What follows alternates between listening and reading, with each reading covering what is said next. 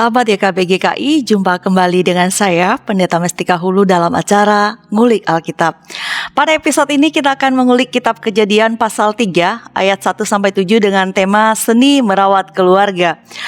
Untuk mengulik tema ini, telah hadir bersama kita via Zoom, ada Bapak Pendeta Wahyu Pramudia. Halo Bapak, apa kabar? Ya, sejauh ini baik Bu, semoga baik juga yang di sana ya. Kami semua baik, terima kasih.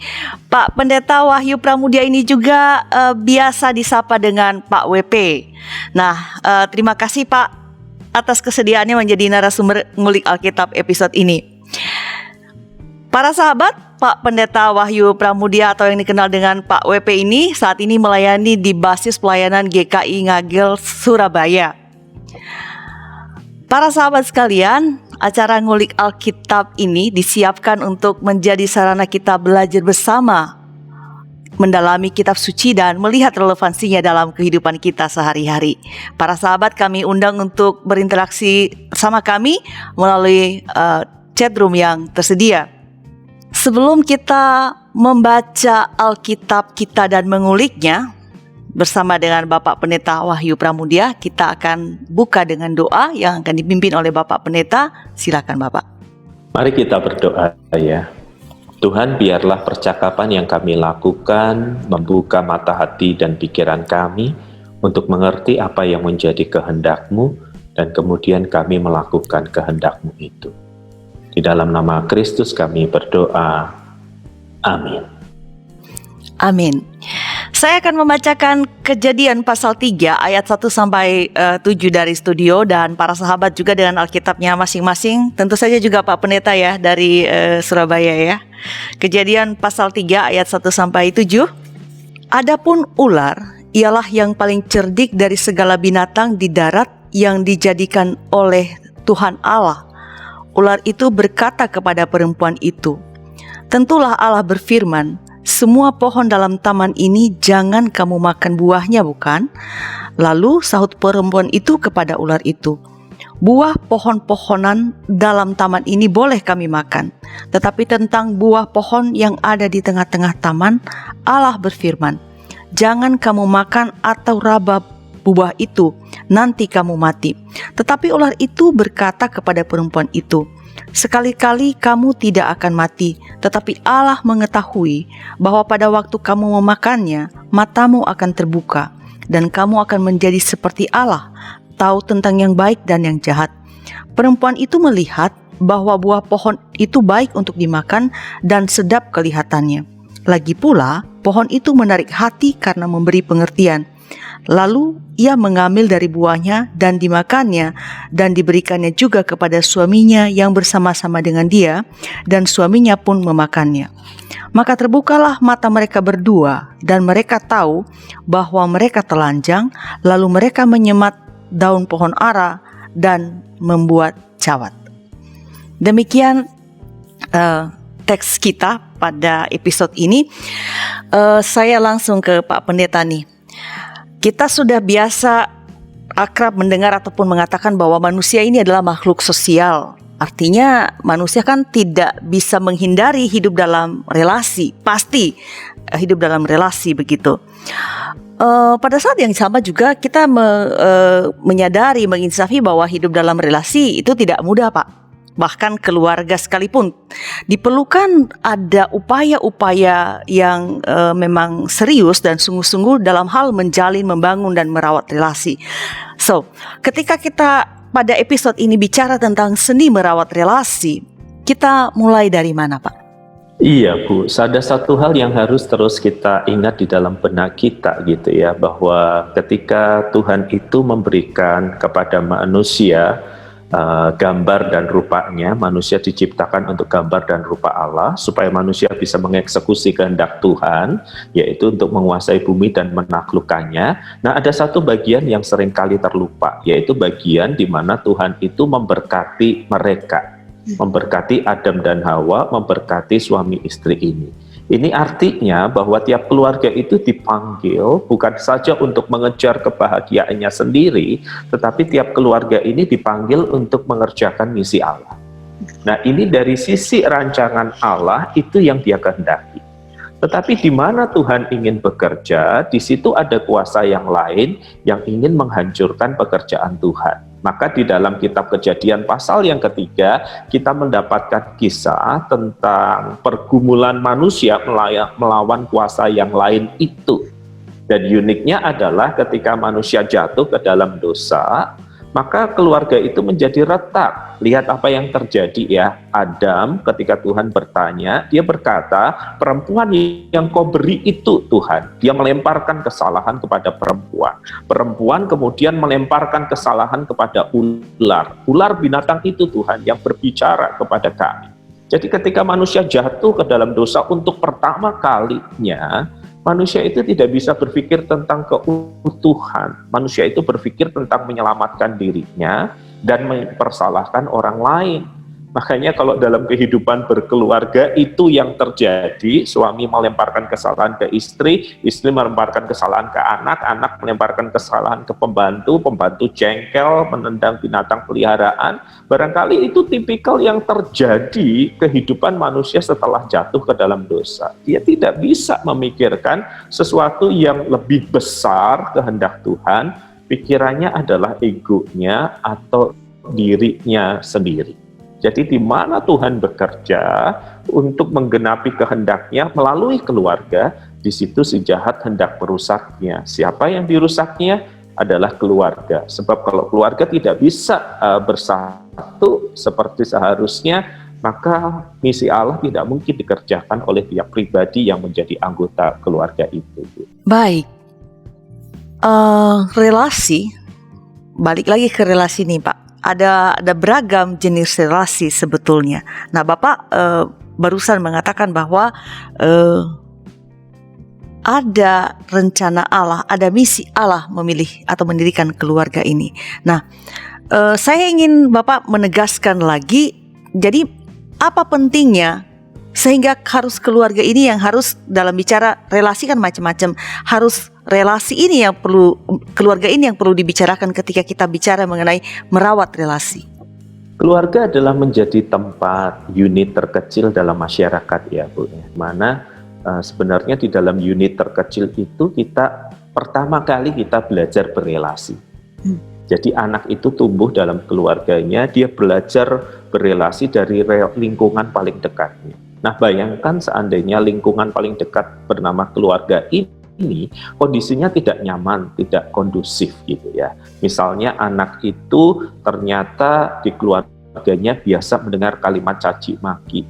Nah, bisa dibayangkan itu lingkungan yang mempengaruhi dia, itu juga nanti yang akan dia bawa keluar. Jadi keluarga itu menjadi penting karena dia menjadi tempat pertama di mana anak-anak dan seluruh anggotanya itu belajar berelasi. Relasi dengan orang lain, relasi di tempat pekerjaan, relasi di gereja adalah bagian di mana dia akan mempraktekkan apa yang selama ini dihidupi di dalam keluarga.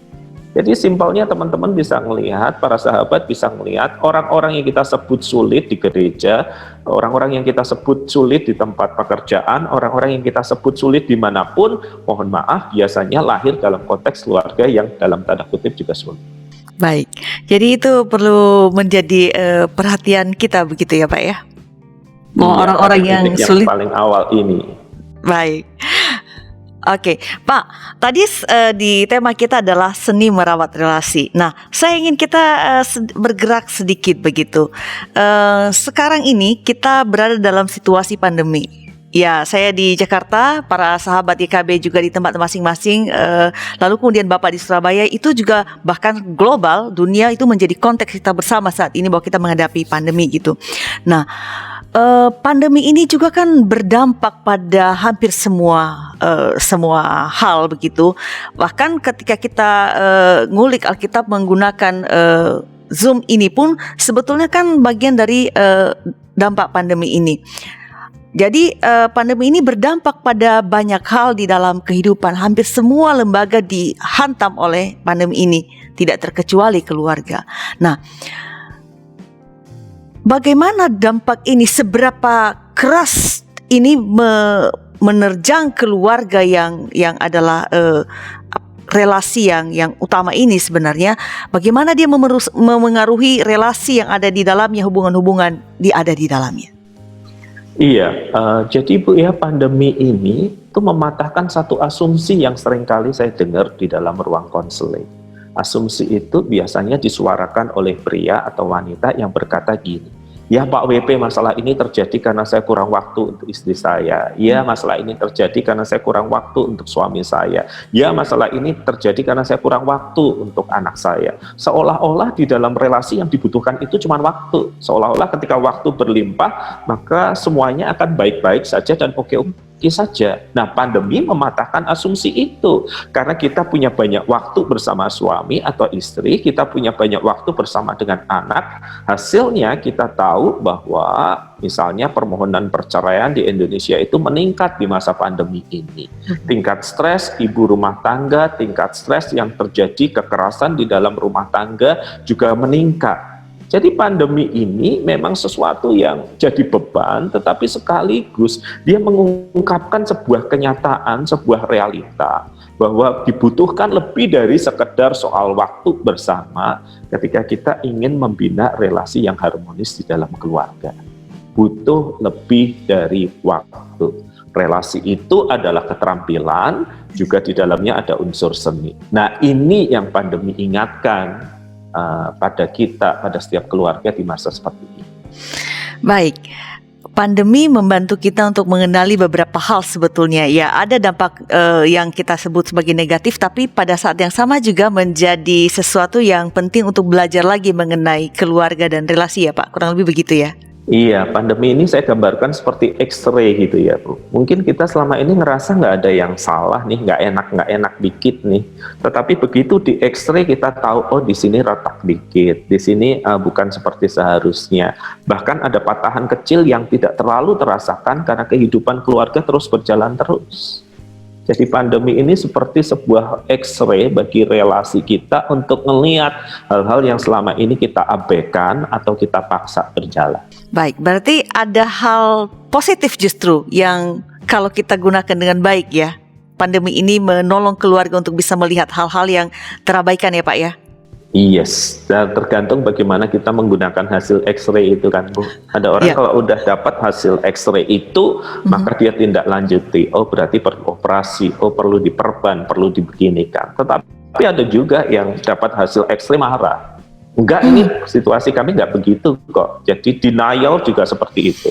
Dan denial terhadap hasil X-ray, terhadap gambaran kondisi berkeluarga, tidak akan menghasilkan sesuatu yang baik. Baik, kita masih akan lanjutkan percakapan kita mengenai seni merawat relasi, tapi sesaat lagi setelah pesan-pesan berikut ini.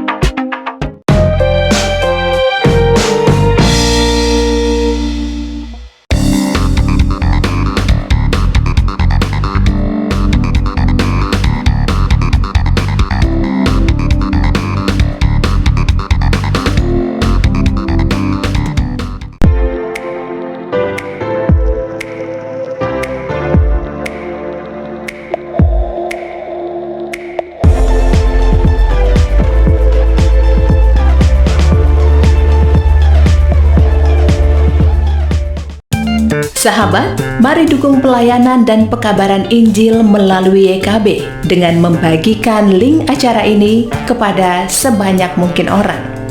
Dukungan juga dapat saudara lakukan dengan mentransfer dukungan finansial ke rekening BCA ke nomor 450-305-2990 atas nama Yayasan Komunikasi Bersama.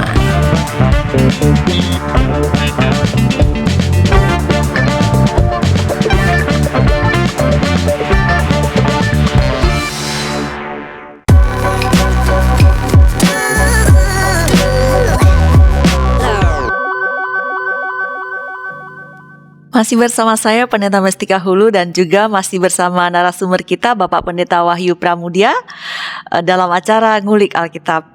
Para sahabat yang baru bergabung, kami informasikan bahwa saat ini kita sedang mengulik Kitab Kejadian pasal 3 ayat 1-7 dengan tema Seni Merawat Relasi. Para sahabat tentu saja bisa berinteraksi dengan kami melalui chat room yang tersedia. Saya mau langsung balik ke Pak Pendeta yang jadi narasumber kita, ke Pak WP. Tadi di segmen kedua kan kita sudah ngobrol sebetulnya Pak, bahwa ada pandemi yang saat ini menjadi situasi kita bukan hanya di Jakarta atau di Surabaya atau dihadapi oleh para sahabat YKB, bahkan seluruh dunia menghadapi pandemi, masih menghadapi, dan kita tidak tahu kapan ini akan berakhir. Harapan kita tentu ini akan segera berakhir. Nah, kita juga menyadari, barangkali para sahabat juga bisa melihat itu dan merasakan dampaknya, bahwa pandemi ini menghantam hampir seluruh lembaga dan keluarga tidak terkecuali juga turut mengalami dampak pandemi.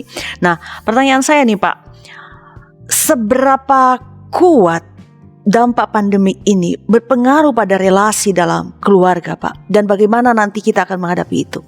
Iya, untuk para sahabat YKB sebenarnya hal yang paling terlihat di masa pandemi itu, yang pertama adalah bagi tiap orang yang menjadi bagian dari keluarga, ayah, ibu, dan anak-anak, yang terhilang dalam hidup mereka adalah spasi. Spasi adalah ruang untuk diri sendiri. Saya gambarin konkret ya, biasanya ibu rumah tangga mengantar anaknya ke sekolah, dan sejauh yang saya tahu ada yang tidak pulang ke rumah. Mereka di kafe ketemu ibu rumah tangga yang lain, pakai dress code yang sama, selfie, wifi, potret, segala macam, ngobrol, ketawa-ketawa, dan ketika jam pulang selesai anaknya sekolah, baru kemudian mereka jemput. Nah, waktu untuk pribadi bersama dengan teman-teman ini yang saya sebut sebagai spasi atau me time. Suami juga begitu, pulang kerja tidak langsung ke rumah, kadang ngopi sebentar, ngobrol sama teman kerjanya. Anak-anak juga gitu. Anak saya tiap kali pulang sekolah selalu minta dijemput 30 menit dari bunyi bel berbunyi. Supaya apa? Supaya dia bisa main bersama dengan teman-temannya. Nah, tiap orang itu membutuhkan me time ini, waktu untuk dirinya sendiri, menikmati apa yang bisa dia lakukan. Nah, sayangnya di masa pandemi ini, spasi ini berkurang drastis, sementara interaksi harus terus-menerus terjadi karena mereka tinggal di rumah yang sama. Kalau Alkitab mengatakan besi menajamkan besi, manusia menajamkan sesamanya, gesekan yang terjadi minus spasi ini yang sangat melelahkan. Salah paham bisa terjadi. Kenapa wajahmu seperti itu? Mah nggak enak bener. Nggak apa-apa kok Pak, tetapi realitanya nggak enak. Anak-anak kenapa wajahnya kayak begitu? Kok nggak gembira ada di rumah? Papa bisa bantu apa? Enggak kok Pak, memang nggak ada apa-apa kok Pak. Papa aja yang wajahnya juga menakutkan. Kenapa sih Pak? Loh, Papa nggak merasa ada apa-apa. Jadi dampak yang pertama yang mempengaruhi relasi keluarga adalah berkurangnya spasi, tuntutan interaksi itu terus-menerus, sehingga lelah. Ketika orang berinteraksi dalam keadaan lelah, orang cenderung mudah untuk marah. Apalagi sudah lelah, lapar lagi. Wah, itu potensi konfliknya pasti besar. Baik. Selanjutnya, setelah meningkatnya spasi, tapi kemudian berkurangnya spasi, meningkatnya interaksi, apalagi yang dihadapi oleh keluarga Pak dalam masa pandemi ini? Nah, biasanya Bu, klien saya yang ibu-ibu itu di awal-awal pandemi itu ngomong ke saya gini, wah Pak WP ini mantep, ini suami saya kerja dari rumah nih. Kalau kerja dari rumah dia bisa bantuin saya, apalagi anak-anak juga ada di rumah. Nanti suami saya bantuin handling anak-anak. Jadi ada ekspektasi tertentu, ada harapan tertentu yang naik gitu ya, terhadap suami, terhadap istri, terhadap anak. Tetapi sayangnya harapan ini tidak menjadi kenyataan. Jarak antara harapan dan kenyataan adalah ruang bagi kekecewaan. Nah, kekecewaan itu membesar.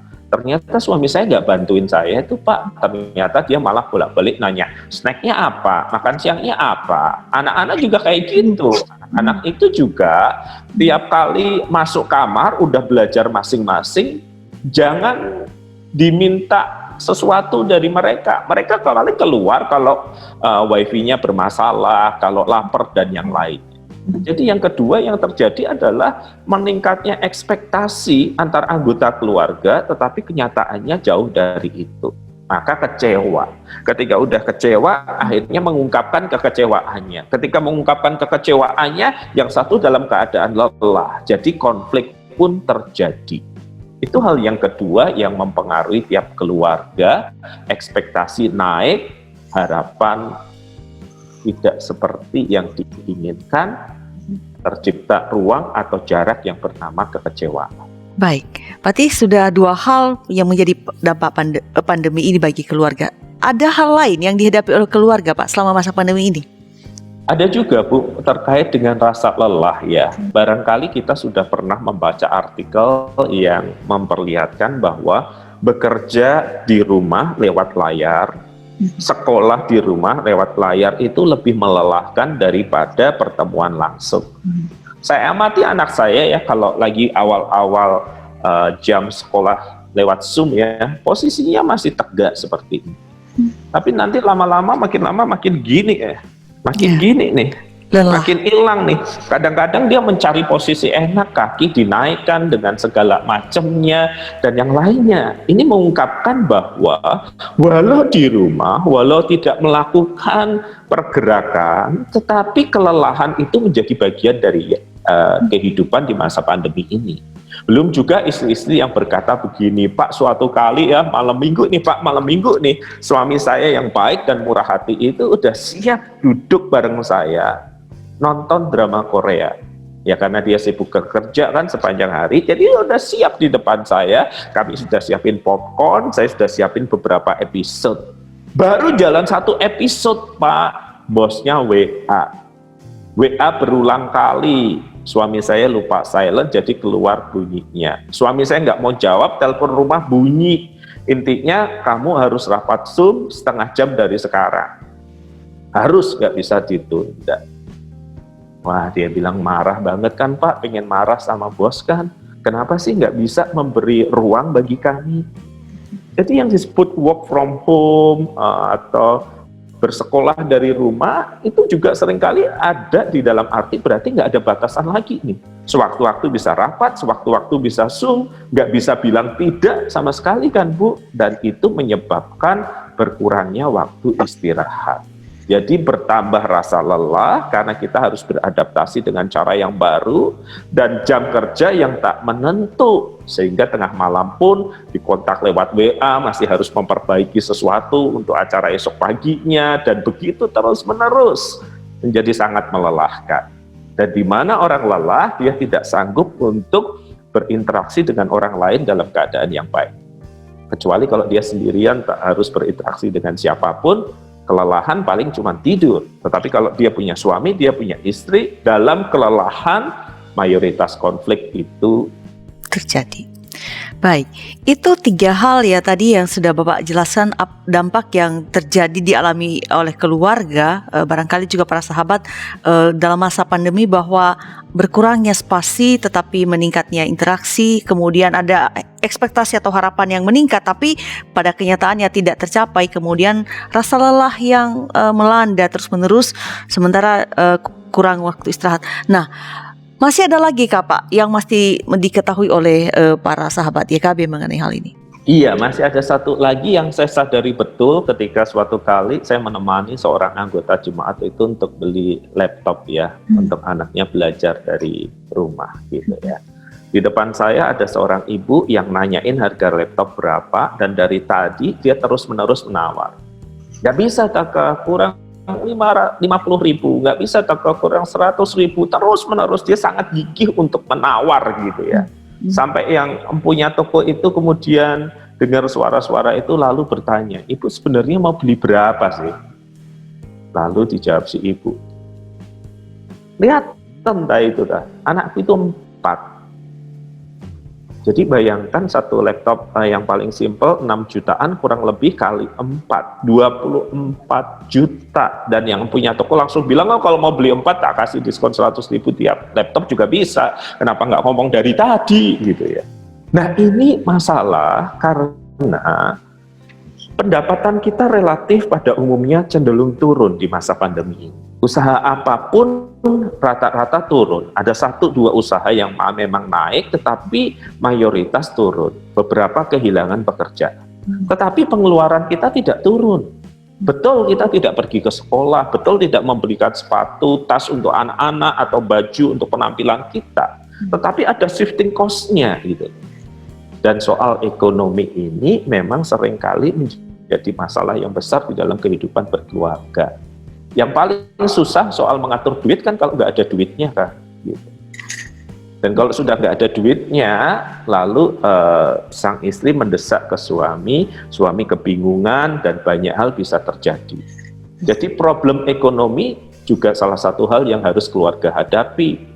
Seorang klien saya, seorang bapak, bahkan tiap hari masih berangkat kerja ketika sudah bisa bekerja ya. Padahal dia nggak kerja. Kenapa? Karena dia nggak berani ngasih tahu keluarga bahwa dia itu nggak kerja tiap hari, dia kerjanya 3 hari sekali. Supaya perusahaan itu bisa tetap bertahan gitu ya. Jadi penghasilan yang dia terima itu berkurang. Nah terus saya tanya sama si bapak, lalu menutupinya gimana Pak? Ya akhirnya jatuh ke pinjaman online.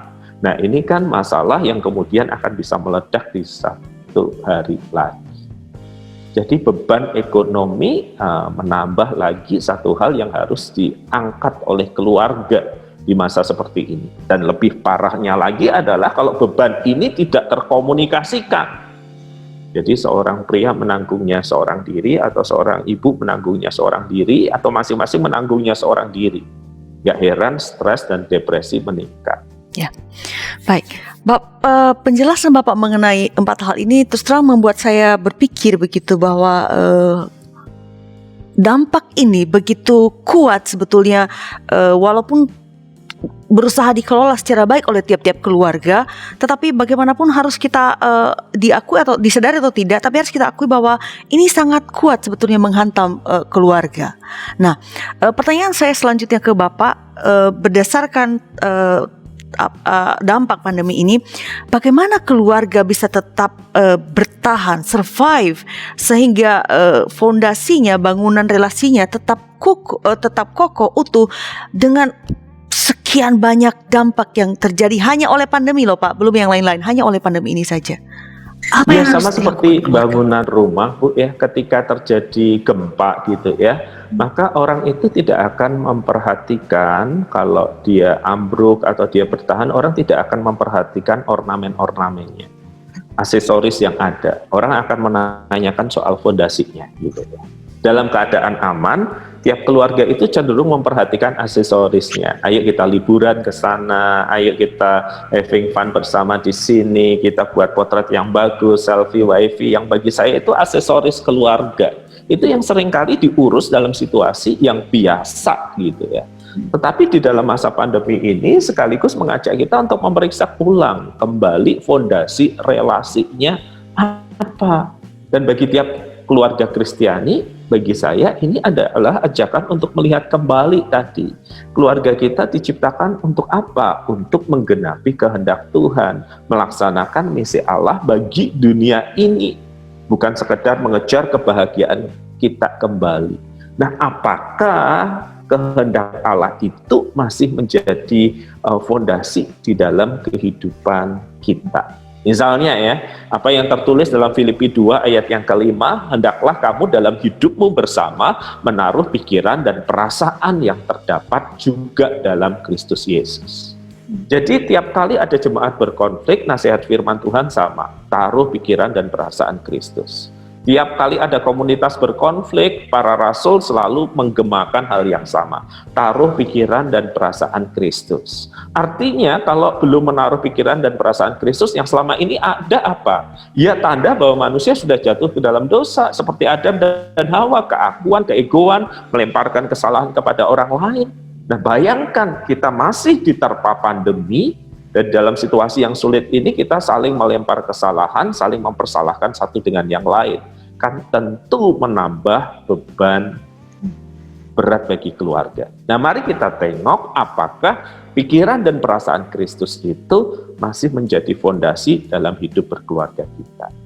Baik, Bapak sudah menjelaskan mengenai dampak pandemi yang dihadapi oleh keluarga, ada 4 tadi, dan menyimak itu saya katakan tadi bahwa ini berat, tapi Bapak juga memberikan sebuah penjelasan pengharapan bahwa kita perlu menaruh diri kita dalam pikiran kita di dalam Tuhan sehingga bisa menghadapi semua itu.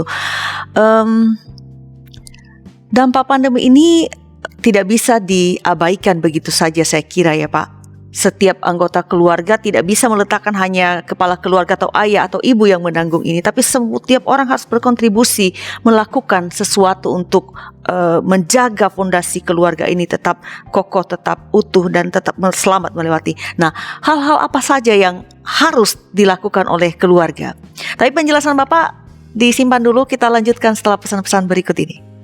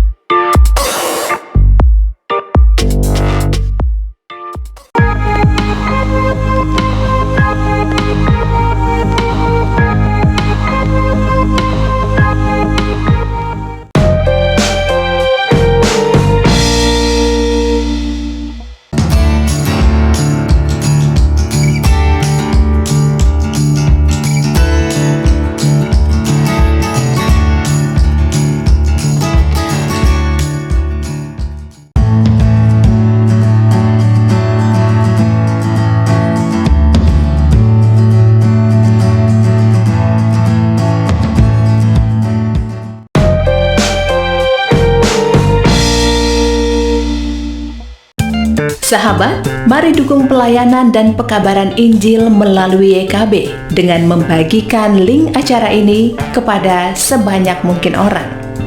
Dukungan juga dapat saudara lakukan dengan mentransfer dukungan finansial ke rekening BCA ke nomor 450 305 2990 450 305 2990 atas nama Yayasan Komunikasi Bersama.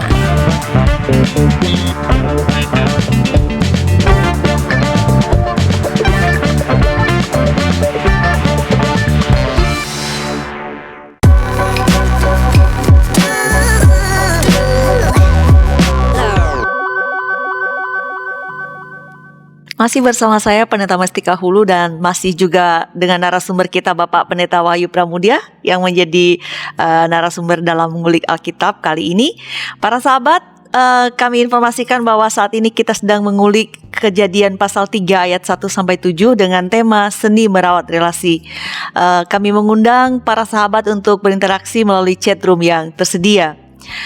Saya mau langsung balik ke Pak Pendeta nih. Tadi di segmen kedua Bapak sudah menjelaskan bahwa ada 4 dampak yang dihadapi oleh keluarga oleh pandemi ini, dan keempat dampak itu sungguh-sungguh membutuhkan suatu upaya sungguh-sungguh dari keluarga setiap anggotanya untuk bisa melewatinya dan selamat agar bangunan relasi keluarga itu dapat tetap kokoh begitu. Nah, selanjutnya Pak, apa yang harus dilakukan atau hal-hal apa yang dapat menolong keluarga untuk melewati tantangan baik pandemik ataupun secara umum, Pak?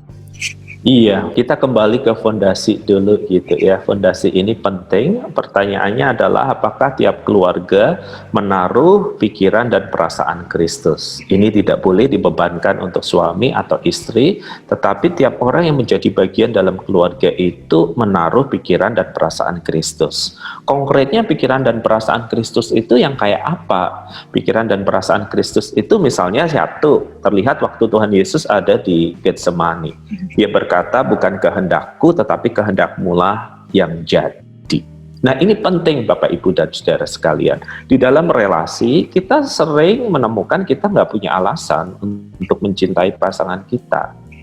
Kadang-kadang anak itu menyebalkan, kadang-kadang istri itu kita tidak tahan berurusan dengannya, kadang-kadang sang istri merasa suami saya bisa ditukar tambah di mana Pak? Anak saya kenapa kok nggak seperti anak tetangga dan yang lainnya. Jadi kita harus mengakui bahwa kadang kita tidak menemukan alasan untuk mencintai pasangan kita tidak punya alasan untuk mencintai anak-anak kita. Nah, di dalam kondisi seperti ini kan kita tidak boleh hanya berpegangan pada perasaan dan pemikiran kita. Kita harus mempertimbangkan apa kehendak Bapa, bahkan di saat saya tidak punya rasa cinta kepada mereka. Bukan perasaan dan kehendak saya yang harus saya eksekusi. Kalau tiap keluarga seperti ini kan bubar, masing-masing hanya mengeksekusi dirinya sendiri. Tetapi bahkan ketika saya tidak ingin mencintai istri saya, bahkan ketika suami saya menyebalkan, bahkan ketika anak-anak tidak semanis anak tetangga, apa kehendak Bapak yang saya harus ikuti di dalam situasi seperti ini? Pikiran dan perasaan Kristus yang pertama, seperti dia di Getsemane, kehendakmu lah yang jadi dan bukan kehendakku. Pikiran dan perasaan Kristus yang kedua terlihat waktu Kristus ada di salib, di tengah penderitaan yang begitu berat, di tengah situasi yang begitu bisa membuat orang hanya berpusat pada dirinya sendiri. Bahkan sejarah mencatat konon di salib itu hanya terdengar suara caci maki, orang putus asa, sumpah serapah, sehingga orang-orang tua itu menjauhkan anaknya dari salib supaya nggak tercemar dengan sumpah serapah yang dikeluarkan para penjahat itu. Tetapi di dalam situasi penderitaan seperti itu, Yesus masih memikirkan ibunya.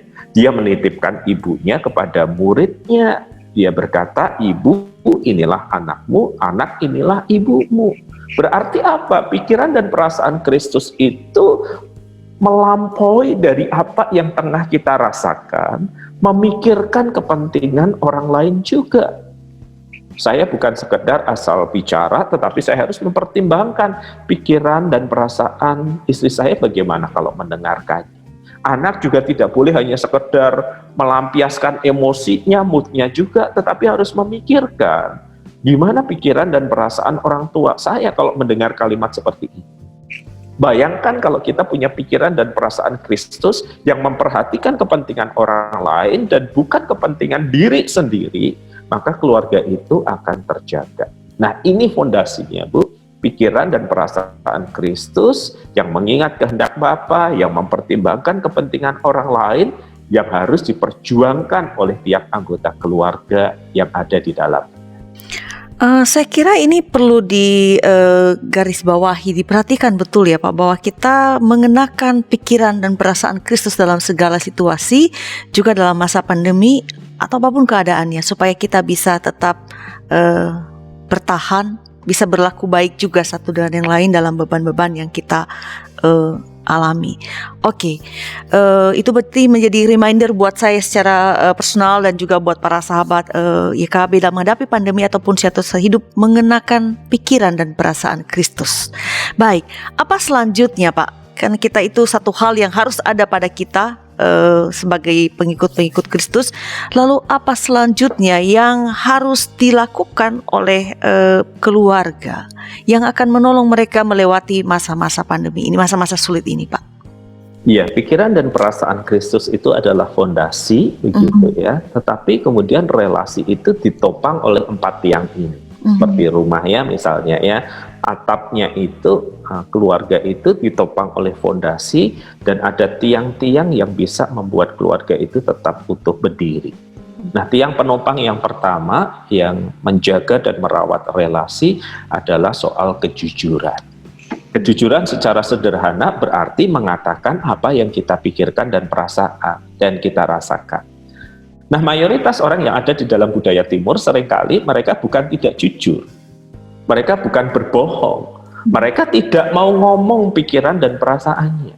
Jadi pikiran dan perasaan itu sesuatu yang dijaga sedemikian erat supaya tidak keluar begitu saja. Padahal ada yang sering kali kita lupakan, hal yang sederhana. Kita hanya bisa dicintai sejauh kita membuka diri. Kalau kita menutup diri kita tidak mengemukakan pikiran dan perasaan kita, maka orang lain itu akan kesulitan untuk masuk ke dalam hati kita. Suami akan kesulitan masuk ke dalam hati istrinya, demikian juga sebaliknya, demikian juga orang tua akan kesulitan untuk masuk ke dalam hati anaknya atau sebaliknya.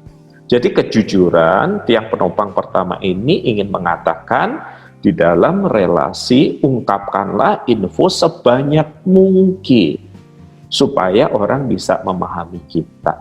Nah, ini penting secara khusus di masa pandemi.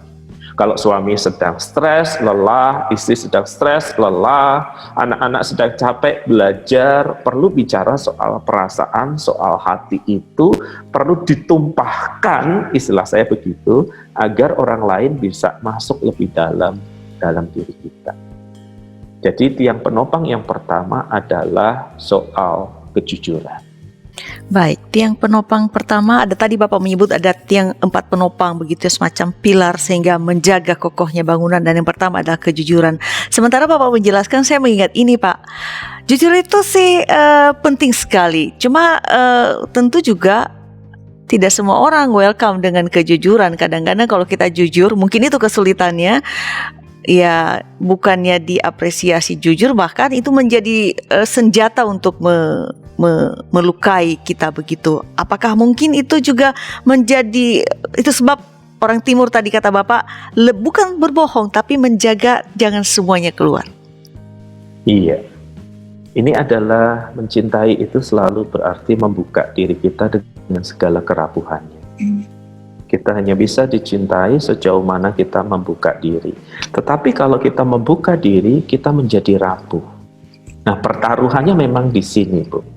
Keluarga bisa saja tanpa bergerak dengan masing-masing menjaga diri tanpa berbicara banyak terhadap diri sendiri, damai tapi gersang.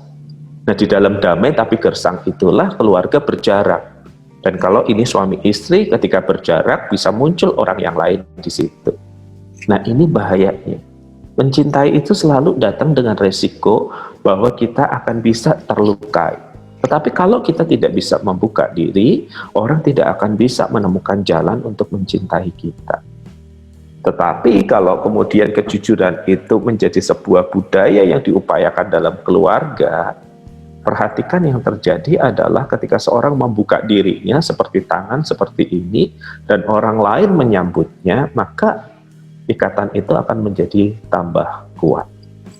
Banyak masalah di dalam keluarga lahir dari kurangnya tiang atau pilar yang pertama ini, kurangnya kejujuran. Sehingga ketika sesuatu terjadi, saya baru tahu Pak suami saya kayak gitu, saya baru tahu istri saya kayak begitu, saya baru tahu anak-anak saya kayak begitu. Nah, kalau tahu setelah kejadian, biasanya lebih menyakitkan daripada dikasih tahu sebelumnya. Baik, jadi kejujuran adalah menjadi tiang pertama dan penting. Tiang yang kedua apa Pak? Yang menjadi penopang keluarga di masa pandemi ini? Tiang kedua adalah perhatian. Perhatian berarti memenuhi kebutuhan pasangan, kebutuhan emosinya. Nah, saya sering kali mendengar kalimat seperti ini di ruang konseling saya. Kurang saya apa Pak? Kurang saya sebagai suami apa, kurang saya sebagai anak apa, kurang saya sebagai istri apa. Sudah saya perhatikan kok masih begitu perlakuan. Saya ambil contoh yang sangat konkret misalnya ya.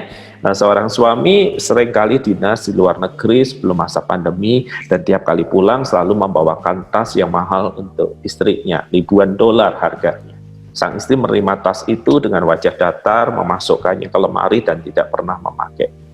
Suatu kali sang suami tahu istrinya dekat secara emosional dengan seseorang. Nah, maka kemarahan itu muncul. Kurang saya apa? Saya kurang ngasih apa sama dia? Dan ketika kami bertemu di ruang konseling, sang suami mengungkapkan kurang saya apa? Saya kurang memberi apa? Lalu di saat itulah sang istri berterus terang.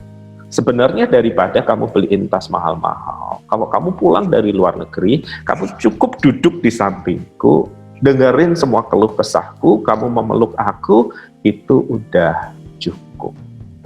Jadi kita mengatakan kita memperhatikan, tetapi pertanyaannya adalah apakah bentuk perhatian itu disesuaikan dengan penerimanya atau bukan? Ya, kasus-kasus di mana sering terjadi konsleting ya, salah satu pihak mengaku sudah memperhatikan, pihak yang lain merasa tidak diperhatikan. Konsleting seperti ini terjadi karena sebelum memberi perhatian tidak tanya dulu, benarkah ini yang kamu butuhkan?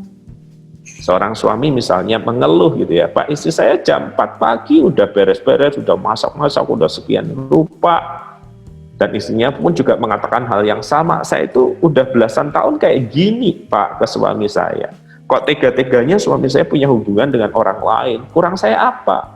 Maka pertanyaan saya kepada si ibu adalah, dari mana ibu tahu bahwa bangun pagi, mempersiapkan masakan, mempersiapkan semuanya untuk keluarga adalah ekspresi cinta? Lalu saya lihat, mama saya begitu kok Pak. Mama saya begitu sehingga kalau pakai bahasa sekarang, papa saya jadi bucin sama mama saya, lengket banget gitu. Tapi suami saya perlakukan seperti itu kok nggak lengket ya Pak, kok malah lengketnya sama orang lain. Nah dalam percakapan di ruang konseling itu dengan keterbukaan yang sudah ada, suaminya baru mengatakan, daripada seperti itu lebih baik kamu pada pukul pagi itu menemani saya di tempat tidur untuk beraktivitas seperti layaknya suami istri. Nah, poin utamanya adalah apakah kita kenal kebutuhan suami, istri, dan anak-anak dan memperhatikan sesuai dengan kebutuhan itu. Anak saya 2. Yang pertama adalah anak yang membutuhkan afirmasi verbal. Kamu bisa nak, mantap nak, lanjutkan nak. Tetapi anak saya yang kedua lebih membutuhkan sentuhan. Jadi ketika saya mengkomunikasikan perhatian sebagai tiang penopang relasi, pertanyaannya adalah apakah yang saya komunikasikan, apakah yang saya ekspresikan itu sesuai kebutuhan dia atau tidak. Nah seringkali kita tidak bertanya, kita menduga-duga. Lebih parah dari biada itu, sebagian orang mengatakan begini, saya bisanya cuma ini, mau terima nggak mau terima silahkan. Sehingga tiang relasi itu tidak kokoh. Baik, pada tiang kedua ini perhatian, saya menangkap ya Pak bahwa diperlukan juga dalam seni merawat relasi ini, seni komunikasi itu juga penting. Sehingga perhatian itu menjadi tepat sasaran, nggak nebak-nebak seperti barusan Bapak jelaskan. Iya, komunikasi itu Bu menjadi penting supaya kita ingat, kita sadar pasangan kita bukan paranormal yang bisa menebak apa yang menjadi keinginan kita. Bahkan setelah hidup bersama bertahun-tahun pun tetap check and recheck itu harus jalan. Banyak yang mengatakan kayak begini, kan jadi nggak romantis Pak kalau harus ngomong, kan jadi nggak seru Pak kalau harus bicara mengungkapkan. Saya bilang jauh lebih baik kurang romantis atau kurang seru, tetapi kebutuhan itu terisi, bukan? Bahkan juga ke anak-anak harus begitu. Nak, kamu paling merasa disayangi kalau papa mama seperti apa? Anak yang pertama ya kalau papa mama misalnya memberi, wah kamu bisa nak. Nah itu paling merasa dicintai. Sementara bagi anak yang kedua, bukan itu, nggak usah ngomong, aku dipeluk aja udah cukup kok. Nah ini juga mengajar anak-anak untuk mengenali kebutuhannya. Supaya nanti ketika mereka memutuskan untuk berpasangan, ya saya tahu ada yang mungkin yang memutuskan untuk hidup sendiri, tetapi kalau mereka memutuskan untuk hidup berpasangan, mereka itu udah kenal diri mereka, bahwa bahasa kasih mereka adalah sentuhan, pelukan, atau butuh hadiah, atau butuh apapun. Nah ini menjadi penting, komunikasi, keterbukaan, tampil apa adanya. Karena ingat, kita hanya bisa dicintai sejauh mana kita membuka diri. Oke, itu baru 2 dari 4 tiang yang Bapak sebutkan dapat menopang keluarga di masa pandemi ini. Yang ketiga Pak, kita lanjutkan. Iya, yang ketiga adalah perlindungan. Nah, secara sederhana saya mau memberitahu gini, tiap orang itu ada tombol emosinya masing-masing. Ada orang dimarahi, ada orang dicaci maki, ada orang dipukulin, dia diem. Tetapi begitu kesentuh tombol tertentu, misalnya orang mengatakan sesuatu tentang ibunya atau bapaknya, dia langsung emosi, dia langsung meledak. Nah, di dalam hidup berkeluarga itu, kita kenal nggak tombol emosi pasangan kita atau anak-anak kita? Saya kasih contoh ya, misalnya ya, ada seorang suami yang tepat waktu nih, gitu ya. Si istri udah tahu nih, suaminya itu tepat waktu, mau datang ke acara kondangan. Jam 7:05 sang suami berkata, "Mah, aku udah siap, mobil tak keluarin ya." Istrinya bilang, 5 menit lagi Pak, cuman gambar alis kok, sebentar. Padahal sebenarnya mana ada orang gambar alis sebentar kan, gitu ya. Dan sang suami itu nunggu di mobil, jam 7 istrinya belum muncul, 7:05 dia klakson, istrinya belum muncul. 7:10 istrinya juga belum muncul, dia masukkan mobil, dia udah ganti baju, jam 8 kurang 5 istrinya baru siap dengan alis yang sangat simetris itu. Ayo berangkat Pak, suaminya udah ganti baju rumah. Lalu istrinya merasa marah, kenapa nggak sabar? Suaminya merasa marah, kenapa tidak on time? Nah, perlindungan berarti kenali tombol yang bisa membuat pasanganmu meledak dalam kemarahan dan jangan sentuh tombol itu. Kalau anak kita tidak senang dengan sebutan-sebutan nama yang mungkin lucu, tapi bagi mereka sudah tidak nyaman, gemuk ya, lucu ya, gemes ya, ya jangan lakukan. Perlindungan berarti menjauhkan tangan kita dari tombol-tombol yang bisa menyebabkan kemarahan atau bisa menyebabkan luka itu terjadi dalam diri mereka. Baik, perlindungan berarti mengenali tombol yang bisa memicu ledakan dan menjauhkan tangan dari itu. Itu baru yang ketiga. Yang keempat Pak, petiang yang keempat. Yang keempat adalah waktu yang berkualitas. Nah, sekarang di masa pandemi kita bilang, Pak, saya punya waktu banyak gitu. Tetapi waktu berkualitas ya. Artinya secara sederhana saya selalu mengatakan begini. Ada saat di mana HP kita ini harus ditaruh supaya kita bisa berinteraksi lebih dekat. Kalau sudah ditaruh HP-nya, Pak, harus apa antar keluarga? Antar keluarga bisa main board game misalnya, bisa memasak bareng misalnya, bisa sepedaan misalnya, bisa mengecat pulang rumah misalnya. Jadi aktivitas-aktivitas yang membutuhkan interaksi lain selain daripada lewat HP kita. Jadi waktu berkualitas itu menjadi penting. Karena dari situ kita mengenal kebiasaan anak, suami, istri kita, pasangan kita, dan ketika kita tahu kebiasaan mereka, kita bisa menemani mereka. Kan ada proyek-proyek tertentu yang bisa kita ciptakan di masa pandemi ini. Pelihara lele bersama misalnya, pelihara binatang peliharaan bersama, dan yang lainnya, proyek-proyek yang membuat kita berinteraksi sebagai keluarga, mempertemukan seluruh anggota keluarga. Seorang teman mengatakan ketika mereka mulai memelihara anjing, tanpa diduga anjing itu menjadi pusat di mana tiap anggota keluarga ketemu dan berbicara bersama. Dan dari situ mereka bicara tentang perasaan, tentang pikiran, tentang banyak hal yang lain juga. Jadi waktu bersama bukan sekedar punya waktu, bukan sekedar bersama-sama ya, tetapi di dalam waktu dan kebersamaan itu ada interaksi yang saling mempererat satu dengan yang lain. Baik, karena waktu kita terbatas, jadi Pak WP terima kasih. Kita akhiri ngulik kita ini. Terima kasih atas kesediaan Bapak menjadi narasumber di Ngulik Alkitab episode ini. Mengajak kita, saya juga diajak untuk melihat betapa pentingnya keluarga.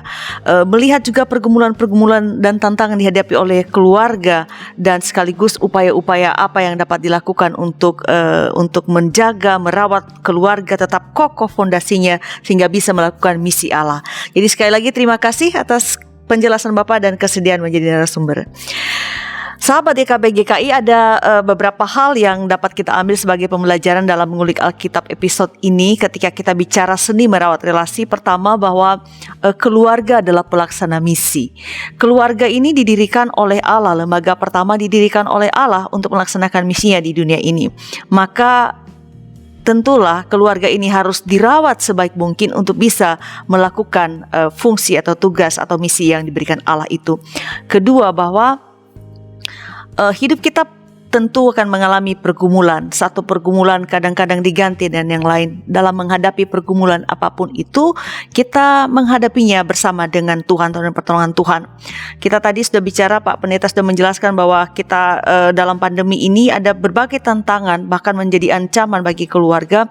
Nah, tentu diperlukan kepekaan untuk menyadari apa yang masalah yang dihadapi, tapi bukan berhenti pada sekedar menyadari, tetapi ada sebuah tindakan sungguh-sungguh juga dengan pertolongan dan hikmat Tuhan untuk bergerak mengatasi atau mengatasi persoalan itu. Dan karena pandemi ini menjadi tantangan sekaligus kesempatan bagi kita diajak, dipaksa bahkan untuk terus belajar, berubah, bertumbuh. Ini tidak mudah memang.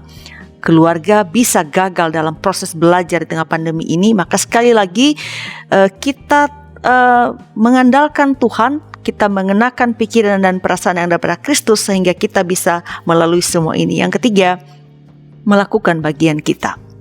Kita percaya bahwa Allah hadir dalam segala pergumulan yang kita alami juga di masa pandemi ini. Allah hadir menolong dalam kesulitan hidup kita. Namun itu tentu tidak mengabaikan bahwa kita juga punya peran. Tadi sudah diulas oleh Pak Pendeta bahwa ada 4 hal setidaknya yang dilakukan oleh keluarga: bersikap jujur satu dengan yang lain, saling memperhatikan dan di dalamnya itu memerlukan komunikasi, saling melindungi satu dan yang lain, dan memiliki quality time, bukan sekadar duduk bersama tetapi sungguh-sungguh melakukan hal-hal yang penting yang dapat menjaga keluarga itu. Allah melakukan bagiannya merawat hidup kita, merawat keluarga kita, dan kita juga diberikan kepercayaan oleh Allah untuk melakukan bagian kita merawat keluarga yang dipercayakannya kepada kita. Sahabat IKP GKI, tuntas sudah perjumpaan kita dalam ngulik Alkitab kali ini, seni merawat relasi. Terima kasih atas kesetiaan Anda bersama dengan kami. Doa dan harapan saya bahwa Anda semua diberkati melalui program ini. Jangan lupa di like, subscribe, dan dibagikan juga kepada orang lain supaya mereka pun boleh diberkati. Kita akhiri jumpa kita dengan doa yang dibawakan oleh Bapak Pendeta Wahyu Pramudia. Silakan Bapak. Iya, mari kita berdoa ya. Tuhan, peliharalah keutuhan keluarga kami di masa pandemi ini. Ajar kami untuk menghitung berapa banyak berkat yang Tuhan beri di tengah pergumulan dan kesulitan yang ada. Dan di antara banyak berkat yang Tuhan beri itu, berkat terbesar yang Tuhan anugerahkan setelah keselamatan kami adalah keberadaan orang-orang terkasih di sekitar kami. Biarlah kami merawat mereka sebagaimana juga mereka merawat kami, dan bersama dengan Tuhan kami cakap melewati masa pandemi ini. Amin. Amin.